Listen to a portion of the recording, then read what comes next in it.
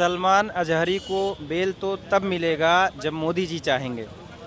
भैया, सलमान अजहरी को बेल तो तब मिलेगा जब मोदी जी चाहेंगे, यानी चीफ जस्टिस साहब सुप्रीम कोर्ट, मतलब मेरे हिसाब से तो मोदी जी ही हैं सीजीआई। प्रधानमंत्री को उसके घर पे आवास पे ही देश की जनता ना घेरे तो मेरे मुंह पे थूक दीजिए। ये अभी देखना तुम कितना दंगा होगा, हिंदू मुस्लिम होगा, मंदिर मस्जिद होगा, अभी बहुत कुछ होगा। इस वीडियो को मिस आप हरगिज़ न करें। सबसे पहले मैं स्वागत करता हूं आपका अपने इस चैनल पर, और बराए करम मैं इस चैनल पर जो आपको ले करके मैं आता हूं, इस चैनल पर जो मैं हाजिर होता हूं, सिर्फ ऐसी वीडियो लाता हूं कहां साजिशें चल रही है, दुनिया में क्या वायरल हो रहा है, किसके ख़िलाफ़ कौन से साजिशें की जा रही है, इन तमामी की जानकारी मेरे पास आती है। मैं फ़ौरन आप तमामी हजरात के नज़दीक रखने की कोशिश करता हूँ। तो बराए करम अब अगर आप भी चाहते हैं कि हमको भी इन्फॉर्मेशन मिलती रहे तो चैनल को सब्सक्राइब ज़रूर कर लें, साथ ही साथ बेल आइकन भी दबा लें, ताकि जैसे ही मैं अगली वीडियो डालूं नोटिफिकेशन आपके पास पहुंचे, आप उस वीडियो को देख सकें। तो मेरे हाज़रीन, हाज़िर खिदमत करता हूं ये वीडियो। इस वीडियो को देखें मुफ्ती सलमान अजहरी साहब क़िबला मज़ीदुल्लाहुल आली व नूरानी के सपोर्ट में सिर्फ मुसलमान ही नहीं बल्कि गैर मुस्लिम भी है, और देखें किस तरीके से मुँह तोड़ जवाब दिया है। राहुल गांधी को लेकर के भी बोला गया है इस वीडियो में, और नरेंद्र मोदी को भी लेकर के बोला गया है। डायरेक्ट कहा जा रहा है कि अभी इलेक्शन है और मुसलमानों को जकड़ने की साजिशें चल रही है, किसी तरीके से मुसलमानों को इसमें फंसाया जाए ताकि इसमें उन लोगों का फ़ायदा हो सके। आप समझ सकते हैं, समझदारों के लिए इशारा काफ़ी है। तो मेरे हाज़रीन, हाजिर करता हूँ ये वीडियो। पहले इस वीडियो को देखते हैं, उसके बाद बात करता हूँ। मौलाना मुफ्ती सलमान अजहरी का जो मुश्किल है ना, वो मुश्किल लगातार बढ़ रहा है, घटने का नाम नहीं ले रहा है। तो आपको लगता है कि मौलाना मुफ्ती साहब बाहर आ पाएंगे? बाहर आ पाएंगे, कानून पे पूरा हमको एतबार है। और महाराष्ट्र सरकार ने तो बेल दे दिया है, पर गुजरात वाले चले आए थे। गुजरात पता नहीं क्या आज करते हैं, वहाँ जो ड्रग्स में पोर्ट में निकलता है तब उनको पकड़ते नहीं है, जो गुप्ता चले जाता है अमेरिका में जाकर पकड़ता है उनको नहीं पकड़ते हैं गुजरात पुलिस। और जो महिलाएं कितनी गायब हो गई हैं, NCBR का डाटा है, उसके बारे में छानबीन नहीं करते हैं। जब मुसलमान का बात आता है तो फ़ौरन गुजरात से आ जाते हैं लैंड होके। अरे महाराष्ट्र ने बेल दे दिया तो इतना बड़ा कोई मुद्दा ही नहीं है। कुत्ता तो वफादार होता है। शायरी भी पढ़ना गुनाह हो गया है। शायरी में अगर वो उन्होंने कुत्ता कह दिया तो कुत्ता एक वफादार है, और आपने अपने ऊपर ले लिया, ये बड़ी दुखदायी बात है। क्यों ले लिया आपने? है कि 24 के चुनाव में जो है मौलाना मुफ्ती सलमान अजहरी को जो है सरकार बुलाएगी। वो चाह रही है, उन्होंने काम तो किया नहीं है। इजी पॉलिटिक्स करते हैं, बैठे बैठे साम दाम दंड भेद सब कुछ ले रहे हैं। भारत रत्न दे रहे हैं, एक साल में 3 देना चाहिए, 18 दिन में 5 भारत रत्न प्रोवाइड कर दे रहे हैं। उसके बाद हिंदू मुसलमान देख रहे हैं कहाँ से हो जाए, चाहे बरेली हो चाहे वहाँ हो। आप जब बरेली वाला हल्द्वानी वाला मामला कर दे रहे हो, आपका ही कसूर है। जब आपका एक ईंटा रखा गया तब आप क्यों नहीं बुलडोजर चलाएं? नहीं, तौकीर रजा ने तो जेल भरो आंदोलन का आह्वान कर दिया था कल, और उनको पुलिस ने घेराबंदी में कर दिया था। हाँ। कहाँ हो पाया? तो जेल भरो आंदोलन, इनके पास जेल ही नहीं है इतने। ये सिर्फ हिंदू थोड़ी, मुसलमान थोड़ी जाएंगे, हिंदू भी जाएंगे, सब लोग जेल भरेंगे, क्योंकि लड़ाई गलत है। आप काम करने के लिए आपको बुलाया, स्वास्थ्य शिक्षा रोजगार पे, तो आप एक शब्द नहीं था आपके मुंह से निकलता है, और इस मामले में कूद के आ जाते हो। चाहे हो, इस बार नहीं होगा। 3 महीना बड़ा सेंसिटिव है, हिंदू मुसलमान को मोहब्बत से रहना पड़ेगा। एक बात नहीं समझ में आ रहा है, मौलाना मुफ्ती सलमान अजहरी के ऊपर लगातार जो है वो पुलिस शिकंजा क्यों कस रही है?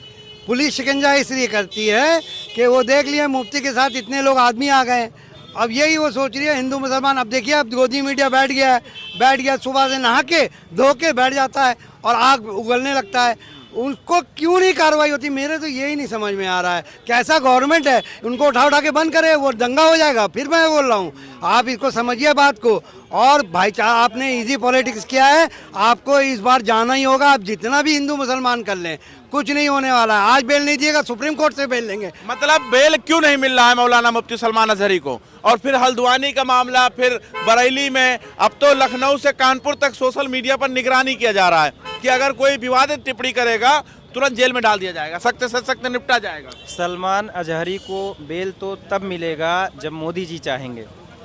भैया, सलमान अजहरी को बेल तो तब मिलेगा जब मोदी जी चाहेंगे, यानी चीफ जस्टिस साहब सुप्रीम कोर्ट, मतलब मेरे हिसाब से तो मोदी जी ही हैं सीजीआई। चीफ जस्टिस जो है वो मोदी जी, मेरे हिसाब से मिस्टर नरेंद्र मोदी जी हैं।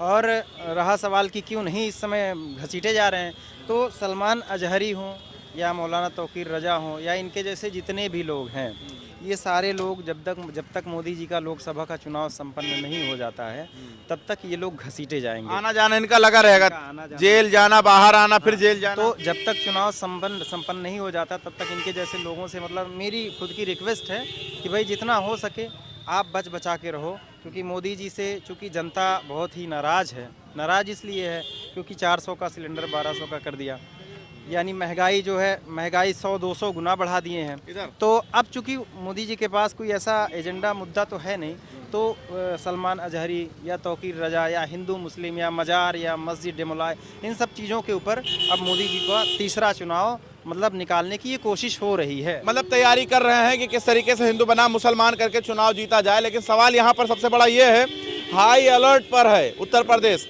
चाहे वो कानपुर हो, दिल्ली हो, कानपुर हो, लखनऊ हो, हाई अलर्ट पे है। जैसे हल्द्वानी में दंगा भड़क रहा है, उससे यहाँ पर भी हाई अलर्ट हो गया है कि हिंदू बनाम मुसलमान ना हो जाए। इसीलिए बीजेपी सरकार सख्ती से निपटने के लिए तैयार है और पुलिस भी तैयार खड़ी है। देखो हमारे देश में लोकतंत्र है, ठीक है, संविधान है, इसको कुचला नहीं जा सकता है। इसका कोई अगर दावा करे तो गलत है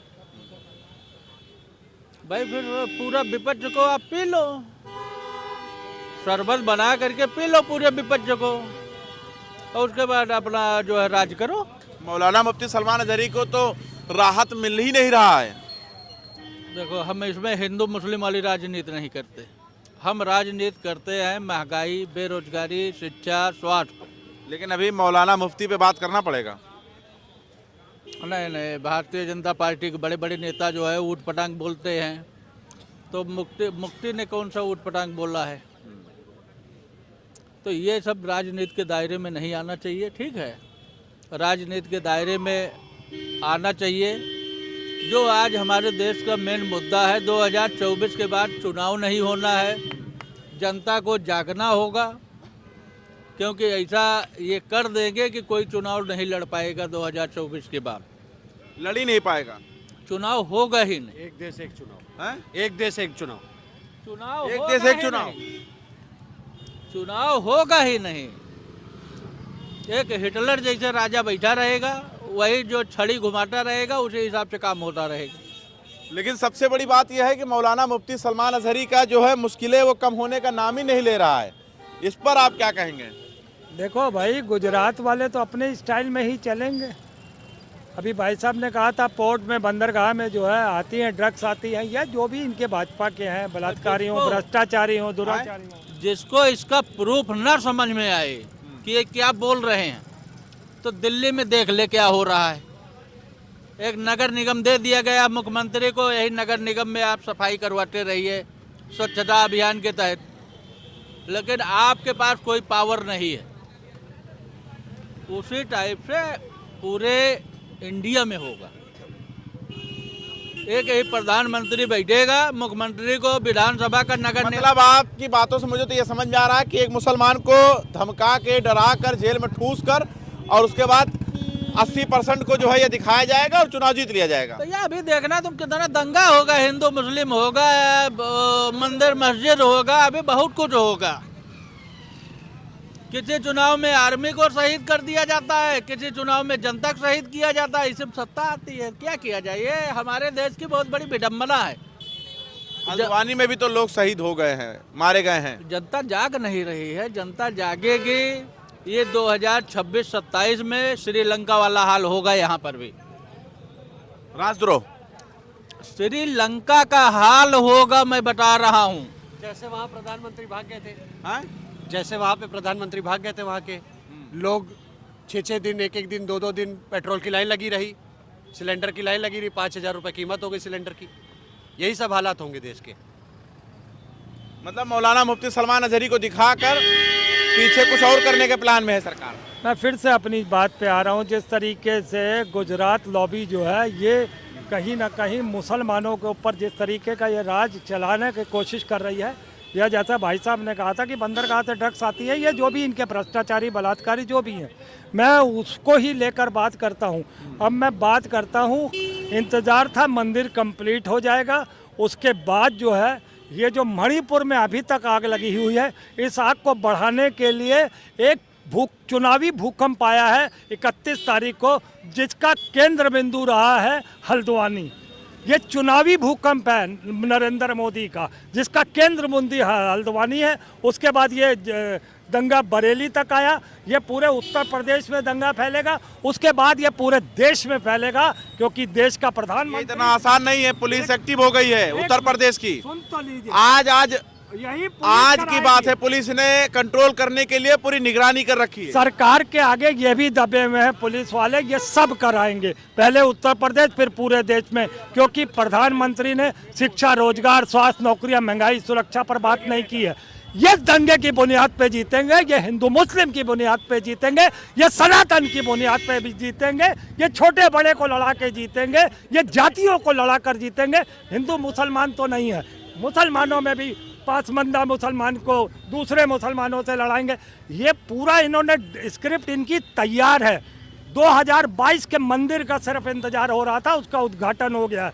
और ये जो मणिपुर में आग लगी है थी, वो हल्द्वानी होते हुए पूरे देश में लगेगी, तभी ये सत्ता पे काबिज हो जाएंगे। मगर चौबे जी की एक बात से मैं इनकार करता हूँ। उन्होंने कहा अगर 24 में भारतीय जनता पार्टी आ गई तो इलेक्शन नहीं होगा। मैं आज नरेंद्र मोदी को चैलेंज करता हूँ, तुम आज इलेक्शन ना करा कर देख लो, वही हाल होगा जो भाई साहब ने कहा था श्रीलंका का हुआ था।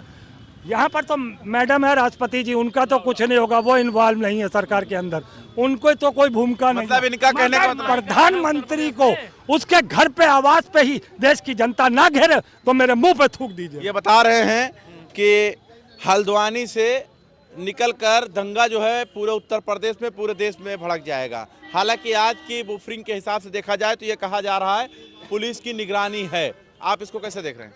है कोई माई का लाल इस प्रदेश में जो दंगा करके दिखाए? उत्तर प्रदेश में पोस्टरें टंगेंगी, दवाई होगा। है किसी माई के लाल में दम जो दंगा करके दिखाए उत्तर प्रदेश में? योगी आदित्यनाथ की सरकार है, यहाँ अमन चैन से रहना सिखाया जाता है। गुंडागर्दी करेंगे तो जेल, नहीं तो बेल, और उसके बाद नहीं माने तो प्रभु से मेल। यहाँ सारी दवाइयाँ हैं। और उत्तर प्रदेश में आप देख ही रहे हैं, भयमुक्त प्रदेश बना दिया हमारे योगी आदित्यनाथ जी। लेकिन लोग इंसाफ मांग रहे हैं मौलाना मुफ्ती सलमान अजहरी को लेकर कि उनकी रिहाई होनी चाहिए। क्यों? हिट स्पीच के मामले में जेल है ना? किस मामले में जेल है बताओ? आप क्वेश्चन करो तो किस मामले में जेल है? Hate speech. हाँ तो ठीक है, क्या जरूरत है ज्यादा बोलने की? हेट स्पीच में मामले में जेल गए हैं, सजा काटनी पड़ेगी। सजा काटनी पड़ेगी। आपको लगता है हेट स्पीच उनका था? देखिए, वो सबसे बड़ा उनका दोस्त जो है वो मुसलमान थे, और ख़ास तौर से मुफ्ती थे। और मुसलमान होना इस देश में गुनाह हो गया है। मुसलमानों का सब्र का इम्तिहान लिया जा रहा है। उनको बेल नहीं मिलेगी क्योंकि वो मुसलमान हैं। और ना जाने यहाँ की जो प्लानिंग है 2024 की, वो चाहते हैं कि मुसलमान उग्र होकर सड़कों पर आए और हम उन पर लाठीचार्ज करें और 80% लोगों को। तो मेरे अहबाबो, आपने इस वीडियो को देख लिया। अब ज़रा हमें ये बताएं, ये जो भाई साहब कह रहे हैं, इनकी वीडियो में, इनकी आवाज़ में, इनके गुफ्तगू में क्या सच्चाई है, क्या गलत है, क्या झूठ है, ये सब डिसाइड करना आपको है। तो बराए करम कमेंट में ज़रूर बताएं। साथ ही साथ चैनल को सब्सक्राइब ज़रूर कर लें। फिर मिलता हूँ अगली वीडियो में, तब तक के लिए खुदा हाफिज़, शब्बा खैर, अस्सलामु अलैकुम।